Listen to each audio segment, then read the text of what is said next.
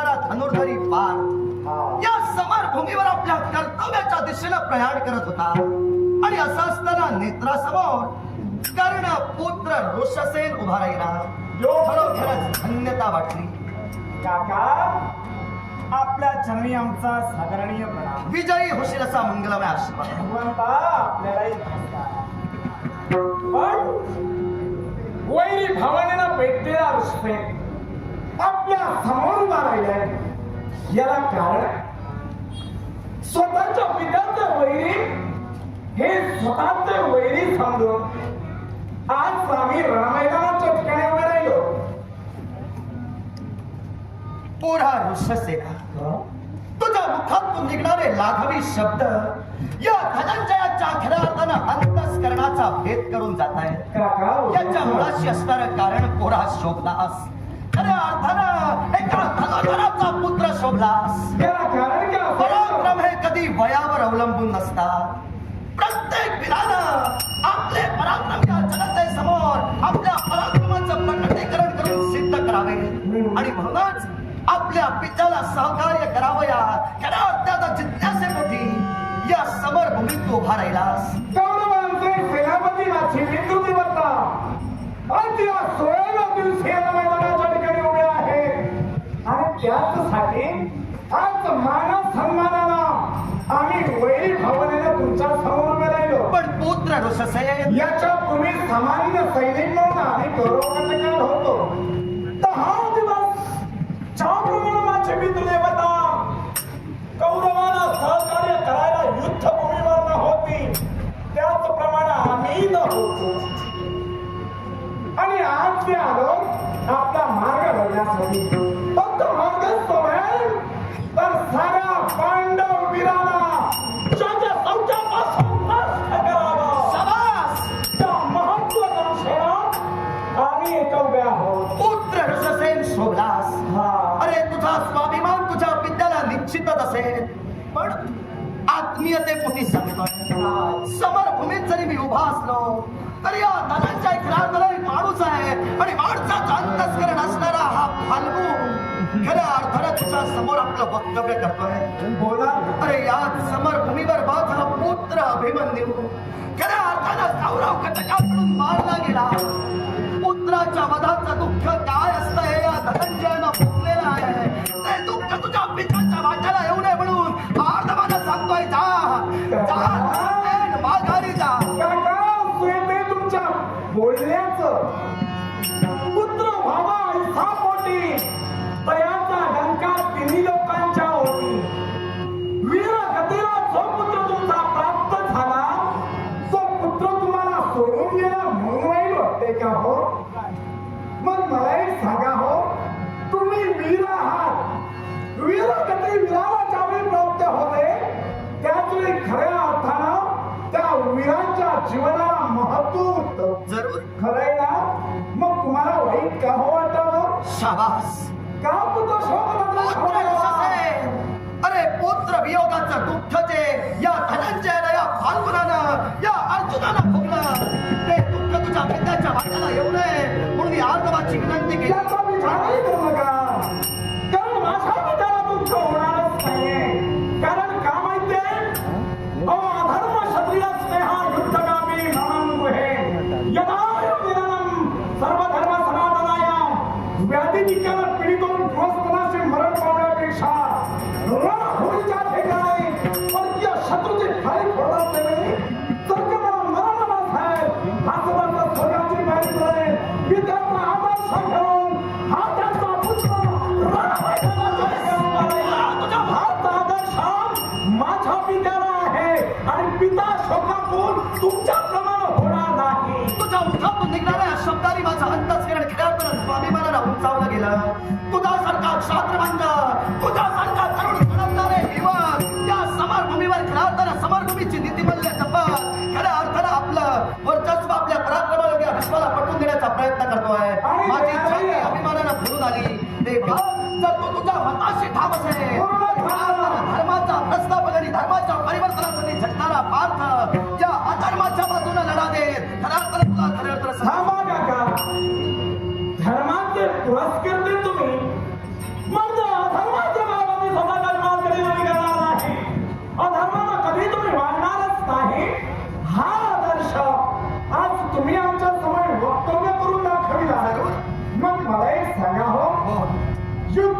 पृथ्वीच्या ठिकाणी 10 दिवस कौरव सेनेकडे सेनापती कोण होते? आता कौरवांच्या बाजूने लढायला उभा राहिलास मग? आणि 10 दिवस सेनापती कोण तुमचे होते हे मला विचारतोय. नाही, कारणही त्यातला करताय. ऐकून घ्या. तुम्हाला जर का वाटत असेल गैरसमज आहे तो, तुम्हाला विचारतोय म्हणजे मला माहित नाही म्हणून विचारत नाहीये. पुढील प्रश्न त्याच्याशी निगडीत आहे म्हणून तुमच्या समोर प्रश्न केला तो. म्हणजे निगडीत प्रश्न तुझे तयारच आहेत. ठेवावे लागतात. मग काय? तर जर तुम्हाला प्रश्न ठेवू नये असं जर का तुम्हाला वाटत असेल मग एक करा, हरलात म्हणून सांगा आणि माघारी करा. तुझ्या प्रश्नांपुढे हरणारा मी नाही. प्रश्न पुढे तुम्ही माझ्या समोर हरलात म्हणून सांगा. पुत्र ऋषसेन, हा, अरे माझं प्रतिस्पर्धी कोण माहितीये का? कोण? या विश्वातील तुझा बाप महारथी कर्ण. मग तेव्हा त्याच्या पोरासमोर हरणाऱ्या कमकुवत दिलाचा खऱ्या अर्थानं धनुर्धरी पार्थ नाही. मग काय? ऐक, तुझ्या प्रश्नाचं उत्तर देतोय. बोला. या वाटेनं तुझ्या समोर तर मला जायचं नव्हतं, पण आता त्या वाटेनं जर तुम्हाला नेतो जायस तर तुझ्या प्रश्नांचं खंडन केल्याशिवाय मी मागं जाणार नाही. प्रश्नांची खंडन करा. कौरव सेनेच्या बाजूला तू लढतोय आणि कौरव सेनेचं 10 दिवसांचं सेनापती पद कुणी स्वीकारलं हे पांडव घटकातील एका वीराला तुम्ही सांगतोय. मग ऐक, कौरवांचं पहिल्या 10 दिवसांचं सेनापती पद जे इच्छामरणी म्हणून जळले गेले त्या खऱ्या अर्थानं पितामह भीष्मांनी म्हणजे आमच्या गुरुवर यांनी स्वीकारलं होतं. कोणी मारलं? आम्ही मारलं. तुम्ही मारला. मग ज्यावेळी तुम्ही त्यांना मारिला त्याच वेळी प्रतिस्पर्धी म्हणून तुमच्या समोर भीष्माचार्य उभे होते. जरूर. मग त्यांनी शरसंधान थांबविलं. हे तुम्हाला ज्ञात होतं? जरूर. ज्ञात होतं. मग जर का ज्ञात होतं मग तुम्ही बाण का सोडला? शाबास. ऋषसेन, बोला. सुंदर शंका आणि सुंदर प्रश्न उपस्थित केला. हा. या तुझ्या प्रश्नाचं समर्पण आणि अपेक्षित उत्तर दिल्याशिवाय मागे जाणार नाही. नको जाऊ. ऋषसेन, बोला. तुझ्या मर्यादेत राहून माझ्याशी आधी बोलतो. मान्य गोष्ट. मर्यादेतच आहे म्हणून मी अजूनही तुमच्या समवेत तेव्हा मी माझ्या मर्यादेनं चालतोय. तुझी ही उडवाउडवीची भाषा ऐकण्यासाठी मी इथं उभा राहिलो. त्याचप्रमाणे मी तुमच्या समोर उभा आहे. तुम्ही पुन्हा काय माहितीये तुमची योग्यता काय, तुमची प्रतिष्ठा काय ही मी जाणली आणि त्याच नंतर मी तुमच्या समोर उभा राहिलो. पुन्हा एकदा सांगतोय, माझ्याशी संयमानच बोल. संयमान नव्हे. रणभूमीच्या ठिकाणी वरील जो आहे त्याच्या समोर संयमानं बोलण्यासाठी मी रणमैदानी आलो नाही. हेच संयम ठेवावा, तो रणमैदानाच्या बाहेर ठेवावा. ऋषसेन, बोला. रणांगणावर कोणत्याही वीरानं भावनावश व्हायचं नसतं. मान्य. कर्तव्याला प्राधान्य द्यायचं असतं. आणि ते कर्तव्याला प्राधान्य देणाऱ्या वीरांनी संस्कार पायदळी तुडवावेत का? काका आतापर्यंत संस्कार तुम्ही आल्यानंतर तुम्ही आल्यानंतर मान सन्मान तुम्हाला दिला नाही का? तुझा मान सन्मान आम्ही ग्राह्य मानला आणि माझ्या मर्यादेत राहूनच मी तुझ्या बरोबर बोलत होतो. तेव्हा मी तुला सांगितलं संयमानं बोल. तेव्हा मग तुझे संस्कार तुझ्या पित्यानं जे तुझ्यावर केले त्या संस्कारांचं भान समरभूमीवर ठेव आणि बोल. म्हणजे एवढंही तुम्ही लक्षात ठेवा, मी समरभूमीवर पूर्णतः भान ठेवूनच तुमच्या समोर प्रश्न उपस्थित केले. आता तुझ्या प्रश्नाचं उत्तर ऐक. ऋषसेन, खऱ्या अर्थानं बालबुद्धीनं तू माझ्यासमोर बोलतोयस. तुझ्या प्रश्नाचं उत्तर मी माझ्या तत्वानच तुला देईन. पितामह भीष्म यांनी खऱ्या अर्थानं ज्ञानार्जन आम्हाला किंबहुना कौरव घटकातील त्या 100 कौरवांना हे पाजण्याचं कार्य केलं. अर्थात ते आमच्या गुरुस्थानी होते. त्यांचा सेवक कुरुक्षेत्राच्या रणभूमीवर 10व्या दिवशी माझ्याकडून झाला. तेव्हा तू बोलून मोकळा झालास. खऱ्या अर्थानं पितामह भीष्म यांनी आपल्या धनुष्य बाणांचा त्याग केला. ते निशस्त्र झाले होते. तरी सुद्धा बाणांचा वर्षाव मी केला. ऐक, तुझ्या प्रश्नाचं उत्तर देतोय. बाणांचा वर्षाव केला याच्या मुळाशी धर्मशास्त्र संलग्न कारण आहे आणि ते कारण तुला सांगतोय. तू एक वीर आहेस. तुझा बाप सुद्धा धनुर्वेदाचा अभ्यासक आहे. मग बापाचे संस्कार तुझ्यावर झालेच असतील. धनुष्याची प्रत्यंचा ही का धनुर्धराला आपल्या पंच प्राणापेक्षा प्रिय असते. काय धनुर्धराला आपल्या स्कंदावरचं धनुष्य हे अग्निप्रमाणे प्रखर आणि श्रेष्ठ असतं. मग मला सांग, त्याच प्रत्यंचेला खऱ्या अर्थानं मंत्रून जो बाण सोडला जातो तो पुनश्च माघारी घेता येतो का? नाही ना? तुम्ही माझ्या प्रश्नाचं उत्तर दिलेलं नाही, बोलू नको. हो की नाही हे प्रश्नाचं उत्तर द्या. मी प्रश्नमंजुषा खेळायला आलो काय का? प्रश्नमंजुषा खेळायला आला तुम्ही काय केलं? बाण इकडे काय, हे काय काय करत? प्रश्नमंजुषा तुम्हाला जाब विचारतोय. ज्यावेळी तुम्ही बाण सोडलात ना, त्यावेळी दोन वीरांच्या मध्यस्थी तिसरी व्यक्ती होती. युद्ध करत असतेवेळी दोन समबली योद्धे रणमैदानाच्या ठिकाणी युद्ध करत असतेवेळी तिसऱ्या व्यक्तीला त्याची नाहक हानी पोहोचू आहे याचा भान प्रत्येक वीराने ठेवावा की न ठेवावा? जरूर भान ठेवावं. मग काय सांगतोय तुला? तुझ्या प्रश्नाचं जे उत्तर आहे ते समर्पकच पार्थ देईल. तेव्हा तुझ्या प्रश्नाचं उत्तर मिळेपर्यंत मध्ये मध्ये बोलू नकोस. ऐक, बोला. धनुष्याची प्रत्यंचा ही मला माझ्या पंच प्राणापेक्षा प्रिय आहे. कारण मी खऱ्या अर्थानं धनुर्वेदाचा आणि धनुर्शास्त्राचा अभ्यासक आहे. या विश्वात श्रेष्ठ धनुर्धर म्हणून माझ्याकडे या अखिल विश्वानं पाहिलं. तेव्हा धनुष्याची प्रत्यंचा, त्याला लावलेला बाण हा खऱ्या अर्थानं पितामह भीष्मांकडे मी सोडिला. हे तर बरोबर योग्य. बाण मी पुनश्च मागे घेऊ शकलो नसतो. त्या आधी पितामह भीष्म यांचा रथ आणि माझा रथ याच्या मध्यस्थी श्रीखंडी आला होता. बरोबर. मग या श्रीखंडीला पाहून पितामह भीष्मांनी शस्त्रास्त्रांचा त्याग केला.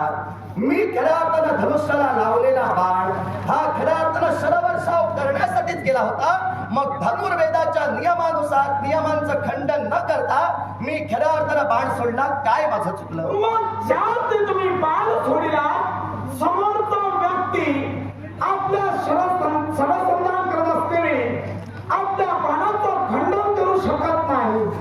याची जाणीव तुम्हाला घडली होती? एक गोष्ट कायम लक्षात ठेव. काय?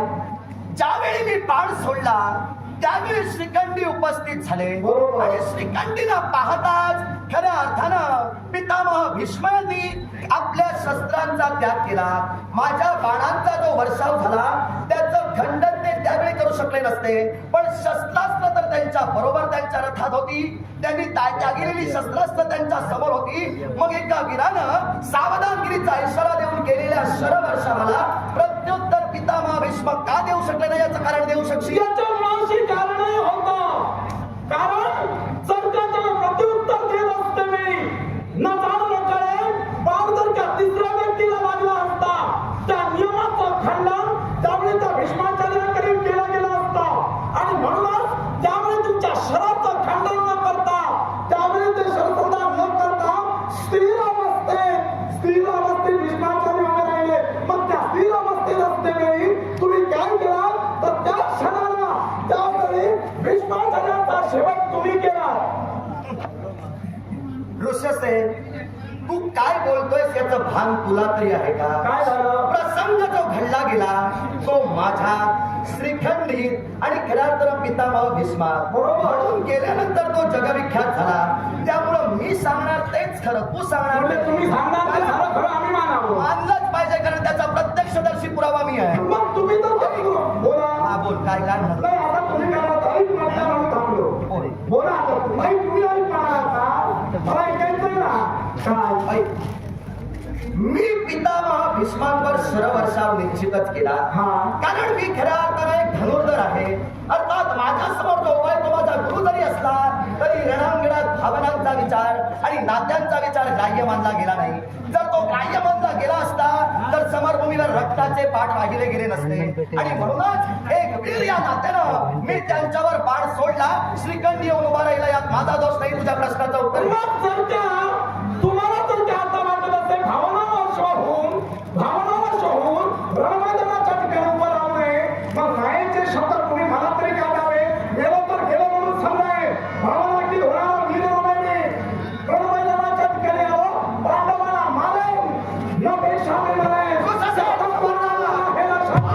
माझ्यासमोर बोलण्याचा प्रयत्न करू नकोस. अरे खऱ्या खरं तुझ्यापेक्षा जास्त भाव झाले